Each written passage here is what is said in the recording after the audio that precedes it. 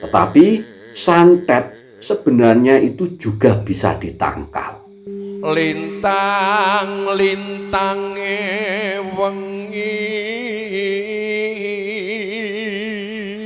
Assalamualaikum warahmatullahi wabarakatuh. Salam sejahtera untuk kita semuanya. Rahayu, rahayu, rahayu. Pada kesempatan kali ini, bahasan kita adalah mengenai cara yang paling ampuh untuk menangkal santet. Dan juga cara ini adalah cara yang paling sederhana. Seperti yang pernah kita bahas dahulu, bahwa santet sering digunakan sebagai sarana untuk orang-orang yang sakit hati untuk mencelakai lawan. Makanya dalam kehidupan sehari-hari, kita dalam bertutur kata dan juga dalam bertindak harus sangat hati-hati. Karena kadang-kadang ucapan kita yang kita anggap biasa saja itu bisa menyakiti hati seseorang, dan orang tersebut akhirnya menggunakan cara-cara seperti santet untuk balas dendam ataupun untuk melampiaskan sakit hatinya kepada panjenengan semua. Jadi kita betul-betul harus berhati-hati. Nah, kalau sudah terjadi, ini nanti akhirnya kita sendiri yang repot. Tetapi santet sebenarnya itu juga bisa ditangkal. Nah, ini kesempatan kali ini kita akan membahas cara paling sederhana dan ampuh untuk menangkal santet. Yang pertama adalah dengan media tanaman. Jadi media tanaman ini juga sangat bagus untuk menangkal santet. Tetapi tanaman-tanaman yang memang secara alamiah mempunyai energi positif besar yang bisa menangkal atau menolak ketika ada kiriman santet yang sebenarnya adalah berupa energi negatif. Nah, tanaman-tanaman itu diantaranya adalah seperti tebu wulung, kemudian pohon kelor, kemudian pring kuning atau pring gading, kemudian talas hitam atau sentireng. Nah, itu juga bisa. Nah, caranya untuk menanam itu bisa panjenengan tanam di depan rumah panjenengan, atau lebih bagus kalau di pojok empat rumah. Jadi kita kan tidak tahu ini datangnya santet dari arah mana. Nah, ini panjenengan bisa tanam di pojokan rumah 4. Itu juga bagus. Ya, itu yang paling sederhana, cara pertama. Nah, ketika nanti ada yang menyantet rumah panjenengan umpamanya, ini sistem kerjanya tanaman itu adalah menyerap, kemudian membelokkan energi negatif atau energi santet itu tadi. Biasanya itu secara mendadak pohon tersebut mati atau kering, padahal itu siramannya juga bagus, kemudian pemupukannya juga bagus dan tidak ada penyakit. Kok tahu-tahu mendadak itu kering dan mati? Itu artinya sebenarnya rumah panjenengan itu dikirimi santet oleh orang lain. Nah, itu sistem kerjanya untuk tanaman penangkal santet. Kemudian cara yang kedua, tidur di lantai. Nah, yang paling bagus adalah tidur di lantai. Ini bisa beralaskan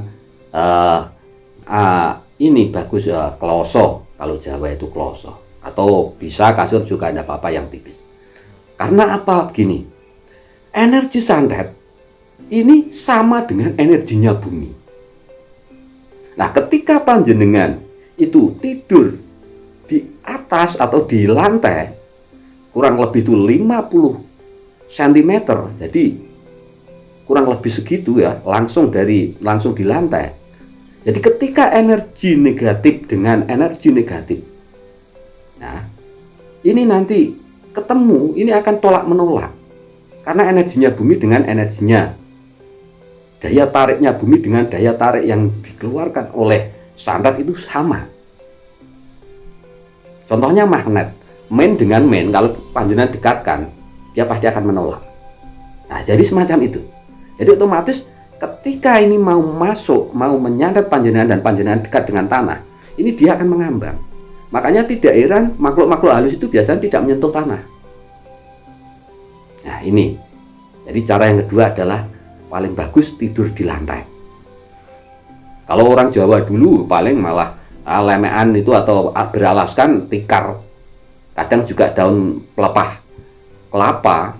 Kalau dulu, kalau sekarang bisa lah pakai kasur lantai bisa.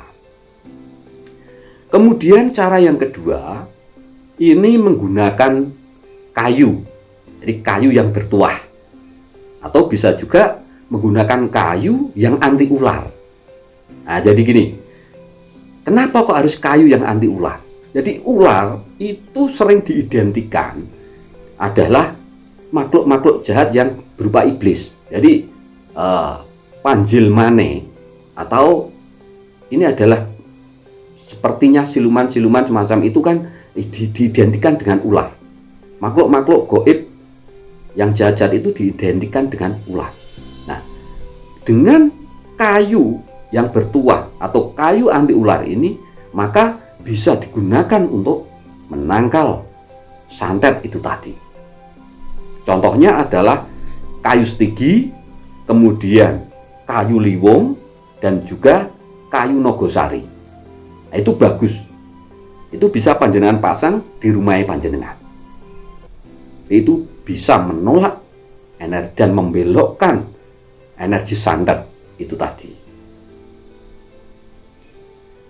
Kemudian yang keempat, ini sebenarnya sudah panjenengan lakukan, cuman panjenengan tidak sadar, yaitu dengan memelihara kucing. Ini kan sudah banyak ini pasti nih yang sudah memelihara kucing. Loh, kenapa kok dengan memelihara kucing bisa menangkal santet? Jadi kucing itu mempunyai indera, mempunyai insting yang sangat tajam. Sehingga ketika ada makhluk halus yang mendatanginya, yang berupa kiriman santet, dia akan bisa mendeteksi dengan cepat. Dan cara kerjanya si kucing ini adalah, di samping dia menyerap energinya negatif itu tadi, itu juga bisa membelokkan energi santet itu tadi. Nah, ini ciri-cirinya ketika rumah panjenengan itu dikirim santet oleh seseorang dan panjenengan memelihara kucing, itu tahu-tahu kucingnya panjenengan itu gering terus mati. Nah, dicoba panjenengan ingat-ingat, panjenengan cek yang pernah memelihara kucing. Sebenarnya kucing itu hari-harinya sehat, juga tidak kena racun, tidak apa, kok tahu-tahu gering bahkan langsung meninggal. Nah, itu biasanya adalah ada kiriman santet itu tadi, atau guna atau teluh atau sejenis sihir semacam itu. Jadi kucing ini tadi, jadi akan membelokkan energi yang ada di rumah itu tadi, kemudian akan mengenai si kucing itu tadi. Makanya kucingnya yang kena. Nah, itulah keistimewaan daripada memelihara hewan kucing. Kemudian yang kelima adalah dengan merang ketan hitam. Jadi simbah-simbah kita dulu ini sering banget menggunakan merang ketan hitam ini untuk menangkal energi santet, sihir, teluh, guna-guna segala macam. Biasanya dulu malah sering dipakai, nah dibungkus kain mori ya sedikit gitu, kemudian dijahit pakai kain hitam, kemudian buat kalungan untuk anak-anak kecil. Itu dalamnya itu merang ketan hitam. Itu secara alamiah juga bisa menangkal santet. Nah, ini cara yang kuno, cara yang sangat sederhana.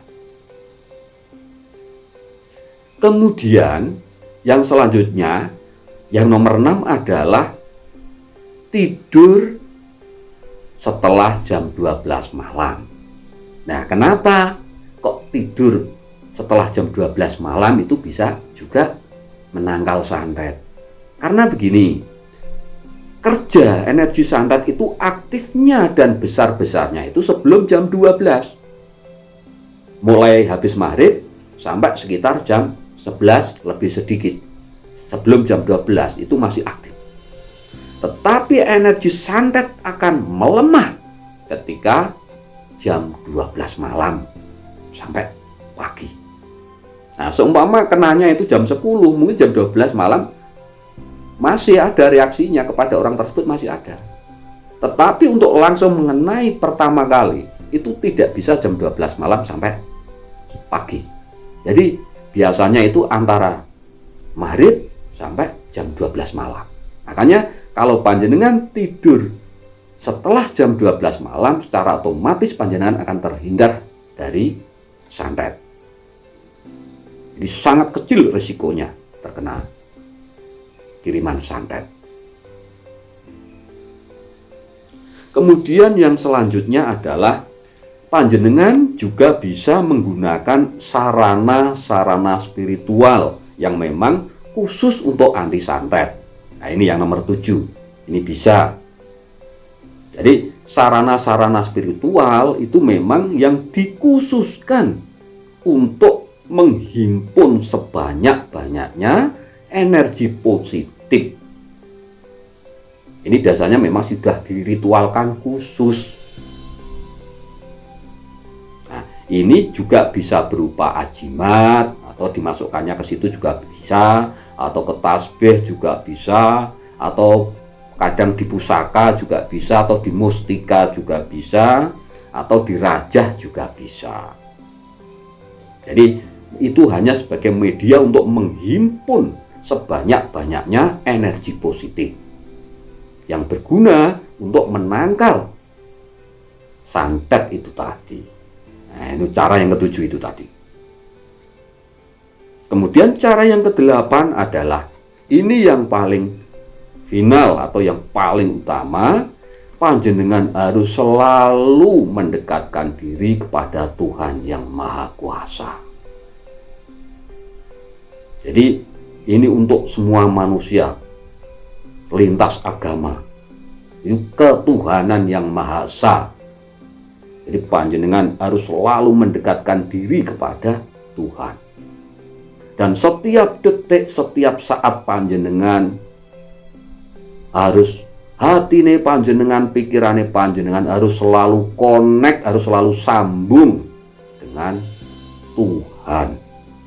Jadi ini adalah kunci pokoknya. Ini yang nomor 8. Jadi itu tadi bahasan kita kali ini.